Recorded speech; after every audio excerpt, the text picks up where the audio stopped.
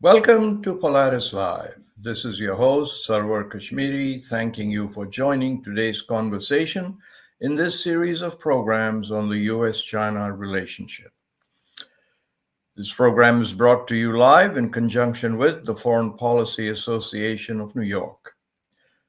We created this series to talk about the U.S.-China relationship, especially as it is seen through the eyes of experts from around the world. And by the way, you can also listen to these programs as podcasts on your favorite podcast platform. On 20th January, with the inauguration of Donald Trump as president, the United States announced that the world's biggest economy and most powerful country was getting off the globally interconnected rules-based system of which it was an integral part just the day before. American national interests are now going to be paramount in dealing with the world, and America alone will decide and enforce its ideas of what's good for America with financial and trade sanctions and military power, if necessary. But how is the rest of the world going to react to this declaration of independence? How will Trump 2.0's changes impact the fast-rising countries of the global south? Or the role of increasingly influential groupings such as the Association of Southeast Asian Nations, ASEAN? And more importantly, what will be the reaction from China, the world's other superpower and the only country that has the economic military means to give pause to America's might make right rules? To help us address these issues, my guest today is Mr. Ajay Srivastava, founder, Global Trade Research Initiative, an Indian research group specializing in trade, technology, and climate change. He was a senior trade service officer, worked in trade policy formulation in the Indian government, trade service officer in Indian government. He helped formulate and discuss trade policy with the World Trade Organization and the Foreign Trade Agreement negotiations. I mixed that up. I'm going to repeat it. He was a senior trade service officer, worked in trade policy formulation, World Trade Organization, free trade agreement negotiations, being part of the Indian team negotiating foreign trade agreements with ASEAN, Japan, Korea, Australia, the EU, and others. He writes regularly for the Indian media. The publications include the Hindu Business Line, Times of India. He's the author of books such as Stop Talking, Start Exporting, The GST Nation, and Business Guide to Foreign Trade Agreements. So let me welcome you, Ajay, to this program. So happy you're here. Thanks, Sarwar. So let me ask you right away what are Indians making of this might makes right, very nationalist policy, and take it away from there. Tell us what the mood is like in India. So, when Mr. Trump sworn in for the second time, he started with the tariffs. So, we thought it's the repeat of his first term where he focused on tariffs, tariffs, and tariffs. So, he announced tariffs on Canada and Mexico and then 10% on China. So, we thought maybe he may be talking about tariffs on more countries like India or regions like European Union. But then suddenly on 13th Feb, he changed the track and he says that he will be targeting countries with whom US has a big trade deficit. So now the problem is that US has trade deficit with 12 out of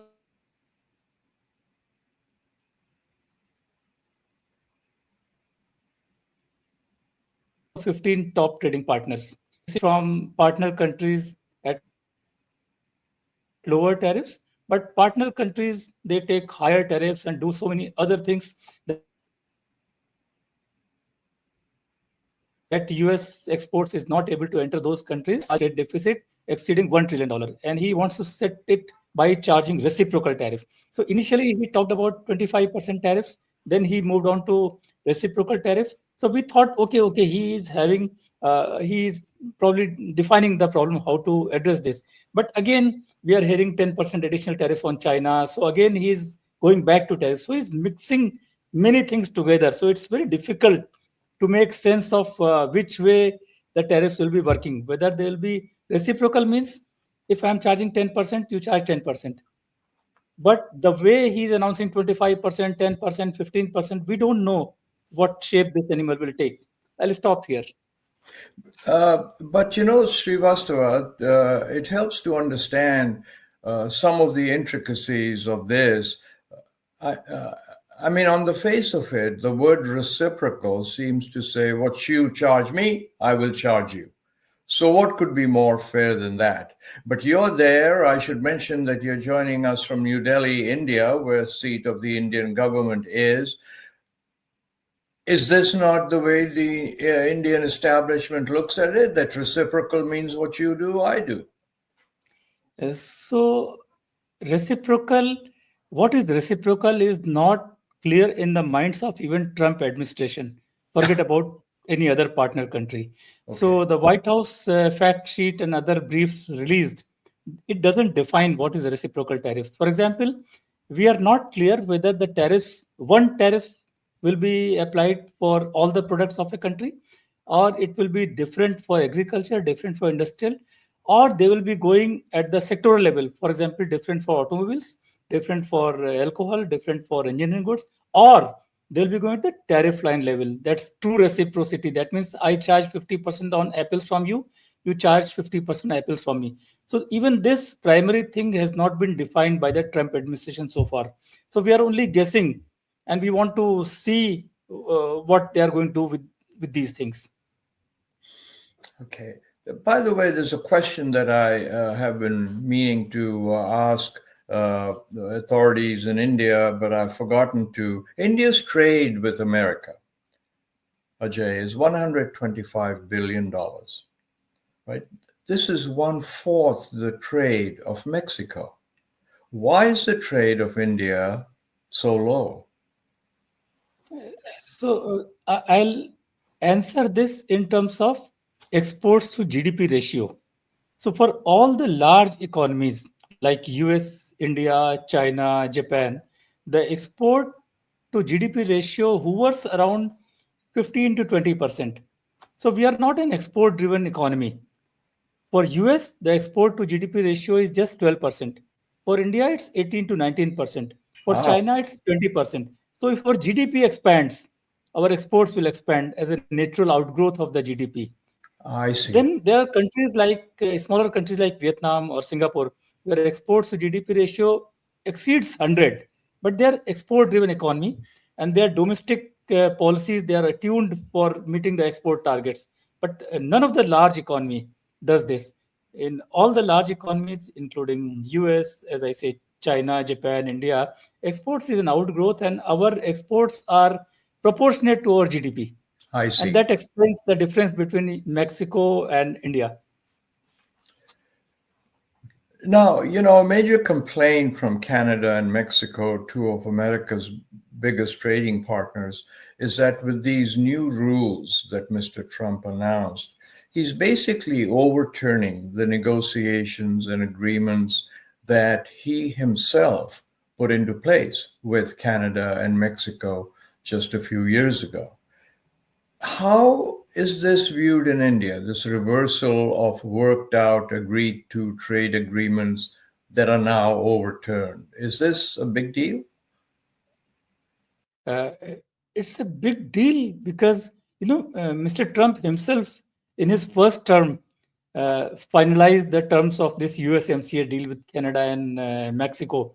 And now he's overturning, and that's the first task. He said 25% tariffs. He may give whatever reasons, immigration or drug menace or whatever. But the fact is that he has overturned the FTA. So that means he is not going to honor any FTA, and any country who is willing to do an FTA, India included. We should be very, very cautious that even after you sign FTA, you surrender your liberties on tariffs and other things, Mr. Trump tomorrow may can come around and say, "Oh my God, nothing. It will not work. I need something more." So Mr. Trump has totally trashed the concept of FTA. Well, that's interesting what you say because, India is being courted very heavily by the United States under Mr. Trump, as you know better than I. And so this obviously gives some hesitation to the negotiators. Or does it? Because India needs America as much as America needs India. Yes, so I feel a comprehensive free trade agreement with the US, with the current regime, is may not be good for India, because when we talk about comprehensive free trade agreement, we don't talk about tariffs alone. We Ah, also talk about other subjects. For example, US may want us to dilute our patent laws. They may ask India to open its government procurement for American firms. They may yes. ask us to free the data flow for its Google and other firms. So FTA comes with all these subjects, and when Mr. Trump has no respect for FTA, I mean the largest FTA he has with is USMCA, and there he is not respecting for that. So I think FTA with US at this juncture, I don't think it will be in best interest of India. Do you think that this is a blue sky question, that this opinion is shared, the opinion as you've expressed it is shared by the global South countries, other developing countries? Do you think what's happened in the last few weeks has left a really bitter taste in developing countries? So we thought that everyone trades under the WTO rules. Yes. And because of those rules, in the past 75 years, the world trade has increased from just $100 billion to now over $33 trillion. And almost every country have gained in some way. Almost every country, even the least developed countries, developing countries, China, USA, everybody has gained. And now suddenly, Mr. Trump is trashing those uh, those agreements without without having a breather, and he's coming out with totally arbitrary rules. He's trying those rules to be followed by everybody else. So this will be causing some level of havoc in the supply chains. Right now supply chains, they are geared towards the most efficient supplier. Now most efficient supplier, we look in terms of price and quality. Tomorrow I have to add tariff and other barriers also, or whatever US makes out of them. So supply chain Right. will be disturbed, and they'll be disturbed towards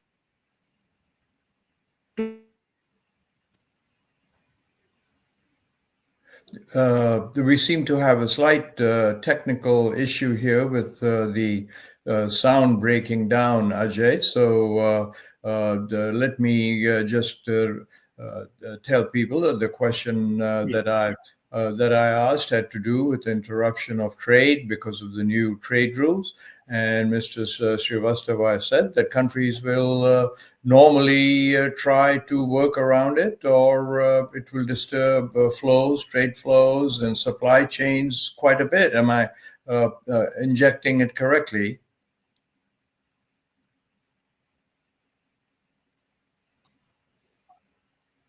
Absolutely, yes. Okay. So we continue to have a little bit of an issue, Ajay, of your voice stream breaking down. But let me continue on. So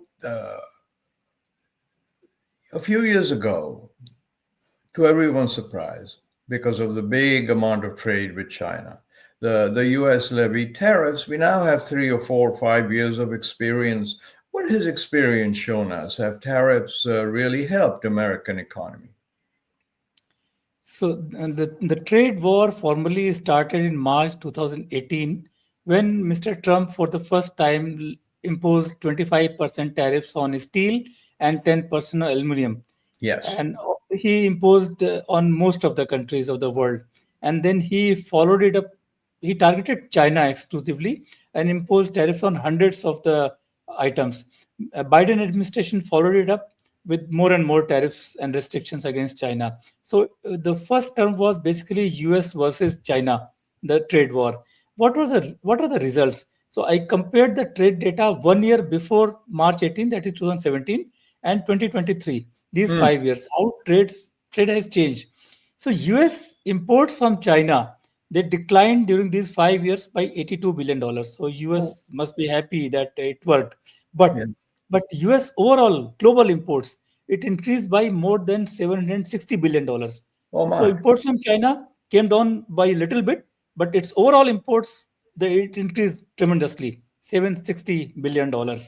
And in these 5 years, China's global exports has increased by over $1 trillion. So US is a clear loser in this trade war, where their global imports have increased by $760 billion. China's global exports has increased by over $1 trillion, and some of the goods semi-manufactured in China might have found their way indirectly to the US via Mexico or Vietnam or other ASEAN countries or many other countries. Is it your thinking, your group's thinking, your think tank thinking that what the tariffs may have done is really moved the manufacturing or the export pipelines away from China into other countries, and so the trade volume increased, but it didn't have that much effect on America's trade balances? So it worsened America's trade balance. So their trade deficit increased by $760 billion, Yes. and China's exports increased. And things were being manufactured in China, semi-finished form, and they were moving to countries like Vietnam or Mexico, where they were finished and exported to US. Initially China's goods were paying tariffs in US before all this tariff war, but now Chinese, most of the goods are going via Vietnam or Mexico under the free trade agreement. For example, USMCA for Mexico, US Vietnam for with the Vietnam. So they are entering tariff free. So US tariff war is encouraging more tariff free supplies to US. That is so. That's That the is strange. so interesting. Let Yes. me, Ajay, take a moment to remind viewers that Polaris Live is commercial free and entirely viewer supported. We'd appreciate your signing up to our mailing list at kashmiri.com and to our YouTube channel, www.polaris-live.com. There's no cost, and it really does help us. And by the way, we always welcome your comments on our video and our podcast channels. Uh, so, Mr. Srivastava, I want to ask you, your think tank that you helped found, Global Trade Research Initiative, recently released an important report, Trump's Reciprocal Tariffs in India, in which you outline the impact that very minutely outline the impact that this will have, that the tariffs will have on India, and how India should try to neutralize their impact. May I ask you if it's possible just to summarize some of your thinking on it, as what the impact might be and how India might want to neutralize it? Uh, Thanks. So first is, Mr. Trump talks about very high level of tariffs. When we go at the tariff line level analysis, such things are unfounded. So, for example, when we calculated the weighted average tariffs which American goods face in India and Indian goods face in US, we saw the difference is very little. For example, if I talk about all the products, if Mr. Trump wants to hit India with one tariff, then I calculate the weighted average tariffs for India and US. So US goods in India, they face the tariffs of 7.7% weighted average. And Indian goods face the tariff of 2.8%. So US goods face 4.9% more tariff on India. So there is a case if he wants to go ahead with the reciprocal tariff for imposing at the rate of 4.9%. So it's less than 5% and not 100% or 25%, nothing like that. But it's not clear whether he wants to hit the country with one tariff or he wants to go separate for agriculture or industry or sector level. For example, if he wants to hit the industry with one tariff, agriculture with one tariff, then for industry, the US goods pay a weighted average tariff of 5.9% in India. Indian goods pay 2.6% in US. So difference is just 3.3% for industry. And that's more than 90% of the trade, bilateral trade. Just 3.3%. For agriculture, of course, gap is very high. US goods face 5.3%. Indian goods, sorry, US goods face 37.7%. Indian goods face 5.3% in US. But US tariffs, a lot of tariffs are non ad valorem tariff, which means tariffs are not expressed in percentage terms, but they're expressed like $2 per kg plus 10%, some complicated terms. When we when we simplify these, their impact is much, much more higher. This means that for the agriculture tariff right now, the tariff gap looks like 32.4%. But if I calculate all the non-ad valorem tariffs, the tariff gap will come further down. And so these are few of the findings of our report, and we carried out analysis at the tariff line level so that we don't aggregate without reason anything. By the way, is this report available online if people want to download it? Is there any way to get hold of it? We'd be happy to link to it from my website if that would help your research further. That will be a great help in disseminating this data driven report. It's available at our website gtri.co.in. Okay. So Douglas and producer and I will talk about this later, because it seems as though your report is setting some milestones, some markers that other countries may wish to learn from in view of what's about to happen. I want to tangent a bit, Ajay, to India's foreign policy goals. So they've been consistently, to advocate for non-alignment, greater trade, pragmatism, and so on. Those are the threads that run through Indian strategic thinking. Have these goals become a lot more complicated with America's new direction, you think? Thanks for this question, Sarwar. These goals have become all the more important in today's almost bully type behavior here and there. So I think big countries and smaller countries, everybody should focus on their own interest, should be more human towards the need of their neighbors and other countries without taking any sides. And there is a need for that calls for the original thinking on non-alignment. I think that means we are best aligned with everybody's interest. We are not pro or against anyone. We should look after our own interest. And this is a time for internal renewal. I mean, when like Mr. Trump is trashing age-old established global trade rules and other rules, geopolitical rules, it's best for the country like India to focus internally and improve its competitiveness of manufacturing, services, jobs, education, instead of actively pursuing geopolitical goals. Now, India, it's no secret, is being courted by the United States as a strategic partner in the Indo-Pacific, even a counter to China, some say. India's had shooting skirmishes with China in the Himalaya mountains, and by the same token, India is a big supplier in medicine and inputs into other goods. What impact have the Indian-Chinese confrontations had on India-China trade? And can America exploit those as this trade wars continue?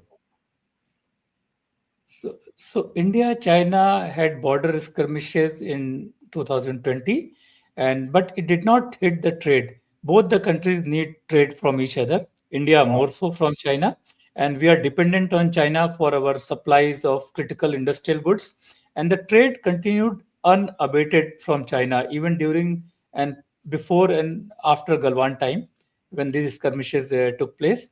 So trade had no impact of the political disturbances for good, because what we import from China goes into our factories. Most of it goes into our factories to produce value-added goods. So China is an important trade partner for India, and I think I mean we need each other on trade and other fronts. And also, they're very close neighbors, isn't it? So that skirmishes and so on have been under control. Would you say that they haven't blown up, they haven't become large conflicts? Both the sides have agreed to work on that, and there have been no repetitions of any skirmishes, and there is a peace at the border, and that's why economic, trade is continuing properly, continuously. It is a difficult thing for commentators like me to think about the twin forks that seem to be appearing in American foreign policy. I say seem to be because I guess we all forget it's been only 5 weeks that we've had a new president.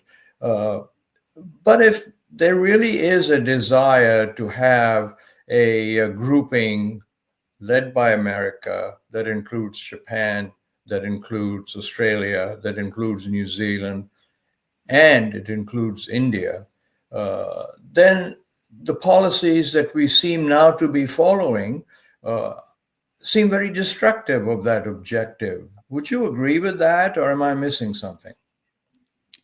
So if there is a grouping, then all the members are equal. They will have equal say.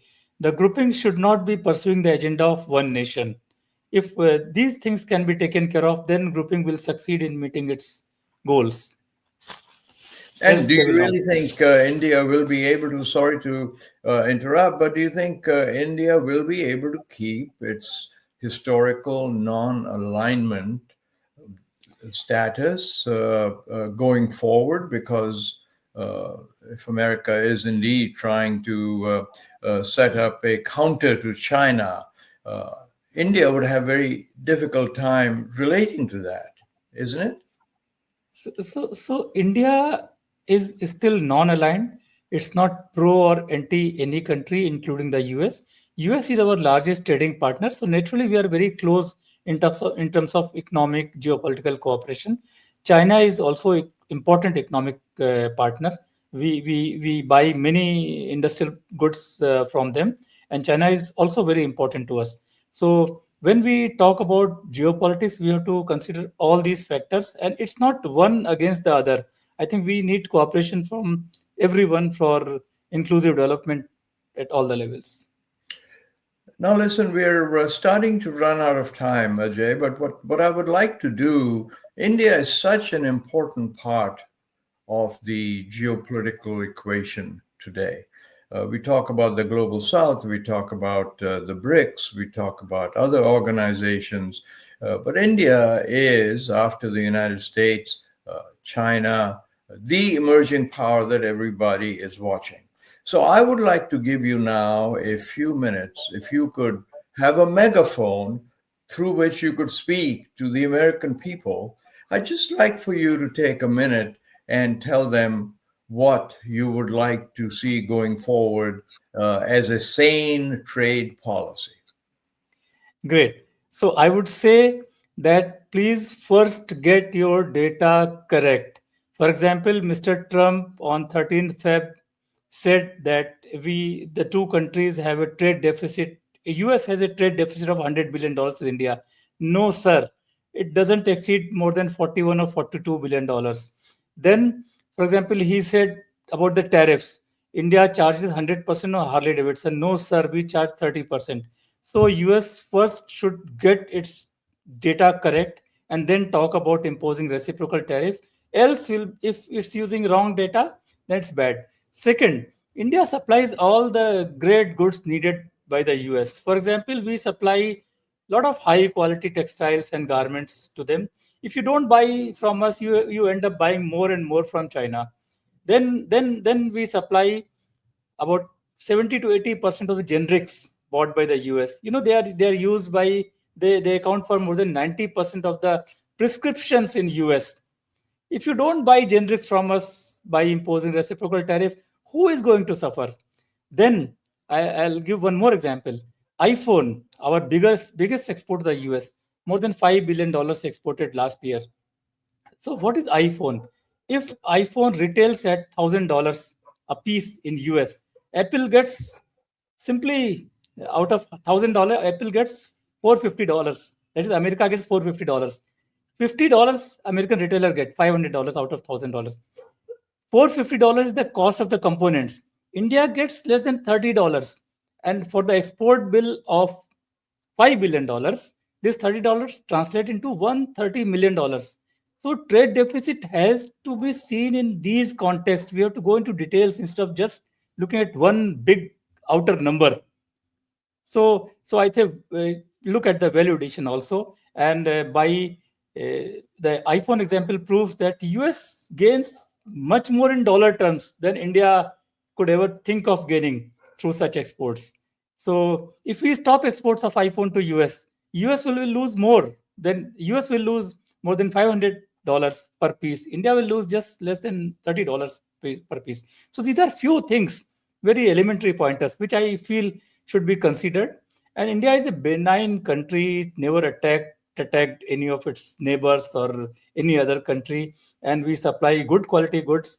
And I feel deeper understanding is needed between the two countries to realize what is good for both of us.